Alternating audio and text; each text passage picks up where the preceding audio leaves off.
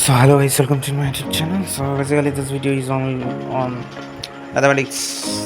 স্বাভাবিকভাবে ম্যাথামেটিক্সের আমরা basic algebra syllabus সম্বন্ধে একটু হালকা করে আলোচনা করব। আসলে বেসিক্যালি আমরা সেম টু এর যে সিসি বা সিসি2 বা ডিএসসি2 সেই পেপারটা নিয়ে আলোচনা করবো। বেসিক অ্যালজেব্রা দেখা যাক। ওয়ান সেকেন্ড বেসিক অ্যালজেব্রার পার্টটা আমরা একটু খুলি। আচ্ছা, প্রথমে যেটা আছে সেটা হচ্ছে গ্রুপ এ। আচ্ছা, গ্রুপ এতে যে টপিকগুলো আছে সেগুলো হচ্ছে ক্লাসিক্যাল অ্যালজেব্রার পার্ট। এটার জন্য এসকে মাপার বই ইউজ করতে পারে। এসকে মাপার ক্লাসিক্যাল অ্যালজেব্রার বুক, যেটা আই থিঙ্ক সবাই জানে। জাস্ট একবার একটা গুগল সার্চ করে নিতে পারো, বা আমি চেষ্টা করব থাম্বনেলের মধ্যে আই থিঙ্ক বইয়ের ছবিটা থাকতে পারে, অথবা স্ক্রিনের মধ্যে স্ক্রিনের মধ্যে দেওয়া। সো প্রথমে যে টপিকটা আছে polar representation of complex number.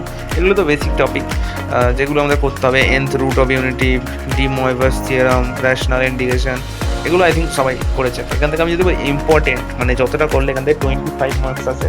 75 মার্কসের থিওরির যদি এক্সাম হয় অ্যারাউন্ড কত পেলে পাস হতে পারে? I think 23 is the pass marks হতে পারে অ্যারাউন্ড। যদি আমি 30%-এও যদি ধরে নিই, 30%-এ যদি ধরে নিই, তাহলে অ্যারাউন্ড 23 হবে অ্যাপ্রক্সিমেশনে, 23 বা 24। তো এখান থেকে 25 মার্কস আছে। আচ্ছা বলছি, 25 মার্কসের জন্য যদি কেউ শুধু ক্লাসিক্যাল অ্যালজেব্রা করে যায়, সব অ্যাটেম্প করতে পারে, হয়ে যাবে। কারণ এখানে লেখাই আছে 25 মার্কস। সো এটা খুব ইম্পর্টেন্ট। আমাদের 3টে গ্রুপ দেওয়া হয়েছে, প্রতিটা থেকে ইচ থেকে সেম নাম্বার আছে। আর আমি গ্যারান্টি দিয়ে বলতে পারি এটা সবথেকে ইজিয়েস্ট হতে পারে যদি ইম্পর্টেন্টগুলো বেছে করা যায়। তো এখান থেকে কি আমার থিওরি অফ 3টে পার্ট আছে: polar representation, theory of equation and inequality থেকে আসতে পারে, নাও আসতে পারে। কিন্তু যদি এখান থেকে কেউ একটা ইম্পর্টেন্ট যদি অ্যাজ এ থিওরাম বলে, সেখানে একটাই আছে যেটা সিলেবাসে মেনশন করা আছে। এটা একটা সুবিধা হয়েছে এই নতুন সিলেবাসটার ক্ষেত্রে, যে আচ্ছা যে এখানে খুব খুব ভালোভাবে ইন্ডিকেট করে দেওয়া হয়েছে যে কোন টপিকটা করতে হবে। সেটা কোচি-শ্বার্জের ইনইকুয়ালিটি থিওরাম। ইনইকুয়ালিটি পার্ট থেকে একটাই থিওরাম দেখতে হবে। এখান থেকে ইনইকুয়ালিটি রিলেটেড কিছু ছোটো ছোটো অঙ্ক যেগুলো বইয়ে করা আছে সেগুলোই দেখলে হয়ে যাবে। আচ্ছা, পোলার রিপ্রেজেন্টেশনে আমি একেবারে উপরের পার্টটা আছে, polar representation of numbers, nth root of unity. এখান থেকে ইম্পর্টেন্ট হচ্ছে de Moivre's theorem important, and its application, exponential logarithmic trigonometry. এখান থেকে কিছুই ছাড়া যায় না, আসলে পুরোটাই ইম্পর্ট্যান্ট। বা যদি অ্যাজ এ থিওরাম বলে, তো যেটা এখানে কোশ্চেন মেনশন করে দিয়েছে সেটাই সবথেকে বেশি important. And previous year question দেখলেও একই। nth রুট অফ ইউনিটিও হতে পারে, nth রুট অফ ইউনিটি। এখান থেকে জোর VSA very short answer type question আসতে পারে। এক্সপোনেনশিয়াল অ্যান্ড লগারিদমিক পার্ট থেকে যদি আসে, একটা 5 নাম্বারের আসতে পারে, একটা 5 মার্কসের আসতে পারে। ওকে, অ্যান্ড আমি এরপরে যাচ্ছি এমজিএম। হ্যাঁ, আচ্ছা, থিওরি অফ ইকুয়েশন থেকে একটা 5 মার্কসের আসবে। থিওরি অফ ইকুয়েশন থেকে একটা 5 মার্কসের আসবে, যেটা আমি গেস করছি যেটা বেসিক্যালি সলভ করতে বলবে। এখান থেকে অ্যাজ এ থিওরাম কিছু করার দরকার নেই। এটা খুব সুবিধা যে থিওরি অফ ইকুয়েশনে কোনো থিওরামকে মুখস্থ করার তেমন এতে দরকার নেই, জাস্ট স্টেটমেন্ট জানতে হবে অ্যান্ড সেখান থেকে অঙ্ক সলভ করতে হবে। তো এখান থেকে 5 মার্কস করে মানে আসবেই। তো এখান থেকে 5 মার্কস তো এমনি হয়ে যাবে। আচ্ছা, গ্রুপ বিতে রিলেশন ইকুইভ্যালেন্স। এখান থেকে না অ্যাজ আ সাজেশন কী বলি, একটা রিলেশনকে মানে একটা রিলেশন যে ইকুইভ্যালেন্স হবে সেটা দেখাও, অথবা ইকুইভ্যালেন্স ক্লাসেস হচ্ছে পার্টিশন রিলেটেড একটা প্রুফ ছিল, সেটাও করতে পারে। পার্টিশন অর্ডার রিলেশন, মানে সব কিছু ইম্পর্টেন্ট। পোসেটটা খুব ইম্পর্টেন্ট, পোসেটটা is very important here. And mapping থেকেও আছে।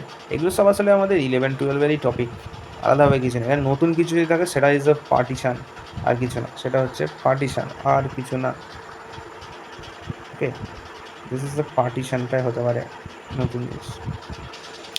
আচ্ছা, এরপরে mapping, composition mapping, relation between composition mapping of various set theoretic operation, meaning and properties of F inverse B any mapping হতে পারে। আচ্ছা, well ordering property of positive, এটা important এই লাইনটা। আচ্ছা, এখান থেকে ইম্পর্ট্যান্ট কী বলি, এগুলো দেখতে হয়, এগুলো সবই প্রায় মোটামুটি important. But as a theorem যদি কেউ বলতে পারে যে ইউজ ছোটো মার্কসের জন্য আসবে, সেটা আমি বলবো this line, Chinese reminder theorem করে যান। চাইনিজ রিমাইন্ডার থিওরাম করে যাও, অ্যান্ড অ্যারিথমেটিক ফাংশন সাম। আচ্ছা, এখান থেকে এটা খুব সুবিধা হয়েছে। আগে এগুলো সব ফার্স্ট সেমিস্টারে থাকতো। ফার্স্ট সেমিস্টারের syllabus is very very large, বিশাল বড় ছিল। এগুলো সব আগে ফার্স্ট সেমিস্টারে থাকতো। আচ্ছা, এবার এখানে একটা টপিক দেওয়া হয়েছে যেটা আসলে থার্ড সেমিস্টারে থাকে। System of linear equation, homogeneous non homogeneous existence. যদি কেউ না করতে চায় আমি বলবো এটাকে বাদ দিতে। এই মানে কেউ যদি পাস করতে চায় আমি বলবো ওপরের জাস্ট দুটো সিসি পড়লে হয়ে যাবে। এখান থেকে যদি কেউ করতে চায় তাহলে একটা জিনিস বলতে পারি, এই rank of matrix, characterisation, invertible, এইটা করতে পারে। আর আর আর কিছু না করলেও হবে। আচ্ছা আচ্ছা আচ্ছা আচ্ছা, আর কিছু না করলেও হবে। তো ওপরের এই গ্রুপ বি আর গ্রুপ এ আসলে পাস করার জন্য এমন করেছে যে যে কোনো একটা গ্রুপ যদি কেউ মাস্টার করে নেয় সে পাস করে যাবে। বাট আমি তাও বলবো যে ফার্স্টটা তো দেখো খুব ইজি, অ্যান্ড থার্ডটা এই মানে সেকেন্ড যে গ্রুপটা আছে সেটা তোমাদের ক্লাস 11-12 মধ্যেই আছে, এইচএসের পুরোপুরি এইচএসের। পার্টিশন আর চাইনিজ রিমাইন্ডার, ফাইট আউ আর সিগমা, এই যে রুলগুলো আছে এগুলো বাকি থাকতে হবে। তো এই কটা করলেই খুব ইজিলি হয়ে যাবে। আচ্ছা, এখান থেকে আরেকটা খুব ইম্পর্টেন্ট, সেটা হচ্ছে prime number and their properties. Okay okay, আচ্ছা, ইকুয়েট, কংগ্রুয়েন্স, রিলেশন, এগুলো সবই ইম্পর্টেন্ট। এই দুটো ইউনিট করলে খুব আরামসেই ব্যাপারটা উতরে যাবে। আচ্ছা, এরপরে কি আছে একটু দেখা যাক। এসিসি ওয়ান, এটা এসিসি ওয়ান। এসিসি টুতে কোন টপিক আছে তো সেই রিলেটেড আমার যে হচ্ছে আচ্ছা, পাইথন ইজ, এটা কাইন্ড অফ আমার ডোমেনের বাইরে, কারণ আমাদের টাইমে এটা সিলেবাসে যত সম্ভব ছিল না। এটা থাকতো যত সম্ভব ফিজিক্সের সিলেবাসে আর কম্পিউটার সায়েন্সের। পাইথন আমাদের ছিল না, আমাদের পাইথনটা ছিল না। ওকে, সো এই রিলেটেড আমি তেমন কিছু বলতে পারবো না। বাট একটা জিনিস আমি বলতে পারি যে যদি কেউ প্রোগ্রাম করে পাস করতে চায় তাহলে এই নিচের যে 15টা প্রোগ্রাম আছে এই 15টা প্রোগ্রাম করলেই তার হয়ে যাবে। এই 15টা প্রোগ্রাম করলেই তার হয়ে যাবে। ওকে, এই 15টা প্রোগ্রাম, এই 15টা প্রোগ্রাম করলেই তার আরামসে হয়ে যাবে। সরি, বড্ড হিজিবিজি হয়ে গেল। ওকে, মার্ক করে দিচ্ছি। এই 15টা প্রোগ্রাম করলেই আরামসে হয়ে যাবে। নেক্সট যেটা আছে সেখান থেকেও আমি কিছু বলতে হয় না, বাট স্যাম্পল প্রজেক্ট হিসাবে যেগুলো দেওয়া আছে সেগুলো করলেই হয়ে যাবে, এতটা বলে দিতে পারি। পাইথনের জন্য বুক রেকমেন্ড আমি করতে পারি না, এখানে অনেক ধরনের বুক বলা আছে, বাট আমি বলবো যে পাইথনের জন্য ইউটিউব এর অনেক ভালো ভালো টিচার আছে। আর্টিফিশিয়াল ইন্টেলিজেন্স নিয়ে কিছু জিনিস বলা যেতে পারে। আর্টিফিশিয়াল ইন্টেলিজেন্স থেকে প্রথমে দেখবো স্যাম্পল কোয়েশ্চেন কিছু দিয়েছে কি, যদি দেয় তাহলে সেগুলোই। ইটস আ ভেরি বিগ, মানে খুব খুব বড় টাইপের, মানে টপিক ওয়াইজ ভাগ করেছে। তো আমি বলবো যে টপিক ওয়াইজ ভাগ করেছে এই টাইমে দেবে 75 ওভারঅল 60 ক্লাসেস, কোনো ডিভিশন নেই। বাট একটা জিনিস সবসময় বোঝা যাবে যে একটা ইউনিট থেকেই শুনতে হবে না, কোর্স অবজেক্টিভ, কোর্স আউটকাম। তো এইগুলো একটু বাদ দিচ্ছি, আমাদের ওভারঅল কী কী থাকতে পারে না। ইন্ট্রোডাকশন অফ আর্টিফিশিয়াল ইন্টেলিজেন্স, সেখান থেকে বলছে definition and scope of AI, historical overview and key milestones, differentiating AI from human intelligence. এগুলো অনেকটা অবজেক্টিভ টাইপের একটা বা ডিসক্রিপটিভ টাইপের কনসেপ্ট, মানে ম্যাথামেটিক্স বলে কিছু নেই, শুধু মুখস্থবিদ্যা জানো।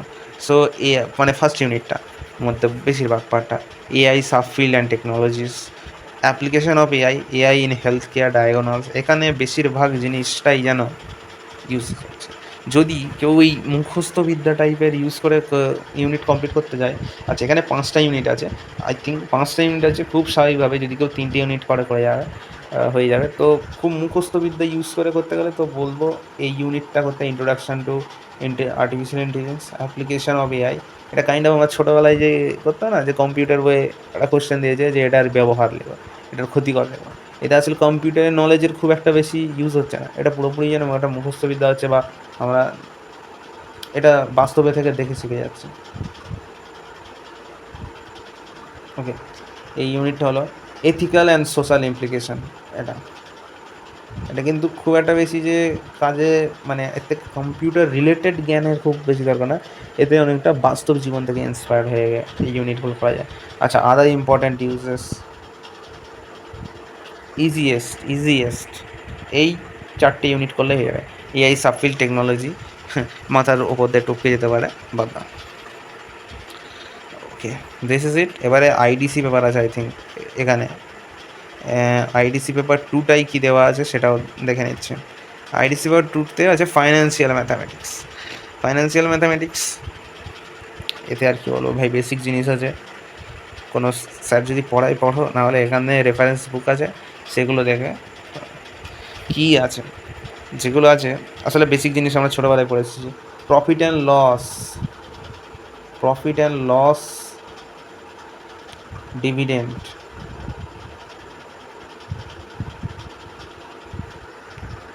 Profit and loss, dividend, by graphs, pie chart, line graph আমরা সবই জানি।